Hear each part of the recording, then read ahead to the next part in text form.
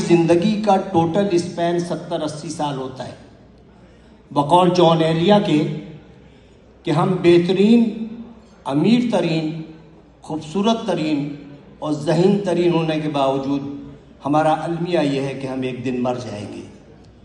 ہمیں یہ سوچنا چاہیے کہ ہم تمام دنیا کی نفرتیں ایک دوسرے کے ساتھ اسی دنیا میں چھوڑ کے جائیں گے، اور جو ہم جس اولاد کے لیے بہت زیادہ کرتے ہیں وہ اولاد ہمیں تھوڑے دن بعد دیوار پہ لٹکائے گی، اس کی اولاد ہمیں اسٹور میں رکھ دے گی، اور جب چوتھی نسل آئے گی تو ہم گاربیج کر دیے جائیں گے۔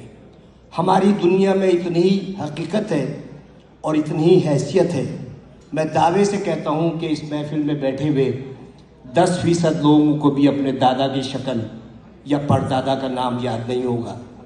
یہی کچھ ہمارے ساتھ بھی ہوگا۔ ہم لاکھ دنیا میں فن خوان بنے رہیں، ہم لاکھ دنیا میں یہ کہتے رہیں کہ وہ آگے کیوں بڑھ گیا، وہ پیچھے کیوں ہٹ گیا، لیکن یقین جانیے اللہ تعالیٰ نے جہاں انسان پہ اتنے احسانات کیے ہیں، وہاں ایک بہت بڑا اس کا احسان یہ ہے کہ اس نے 3 چیزیں اپنے پاس رکھی ہیں۔ وہ چیزیں یہ ہیں کہ میں جسے چاہے عزت دوں، جسے چاہے ذلت دوں، میں جسے چاہے زندگی دوں، جسے چاہے موت دوں، اور میں جسے چاہے رزق دوں اور جسے چاہے مفلسی دوں۔ اب آپ سوچیں کہ اگر عزت دینا میرے جیسے کسی چھچورے آدمی کے ہاتھ میں ہوتا تو عزت دار صرف میں ہوتا اور آپ سب کی بے عزتی ہوتی۔ اگر رزق دینا میرے جیسے کسی آدمی کے ہاتھ میں ہوتا تو میرے گودام بھرے ہوتے اور آپ سب بھوک سے مر رہے ہوتے۔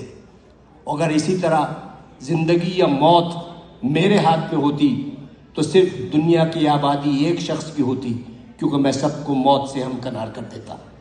اس راز کو سمجھنے کے لیے ضروری ہے کہ محبت اور نفرت کے بنیادی فرق کو سمجھیے۔ بہت بال برابر فرق ہے۔ محبت کے لیے کہتے ہیں کہ محبت اندھی ہوتی ہے، محبت اندھی ہوتی ہے اور نفرت اندھا کر دیتی ہے۔ محبت چونکہ پیدائشی طور پر اندھی ہوتی ہے، لہٰذا وہ جینے کا ہنر جانتی ہے، اور نفرت کے سفر میں آپ آدھے وقت بینا ہوتے ہیں اور باقی وقت نابینا ہوتے ہیں، تو انہی شاہراہوں پر جس پر آپ محبت کا ہاتھ پکڑے دیوانہ وار چلے جاتے ہیں، نفرت کی آگ میں جلنے لگتے ہیں اور اپنی ہی لگائی ہوئی آگ میں بھسم ہو جاتے ہیں۔ تو نفرت کا کوئی اسکوپ نہیں ہے۔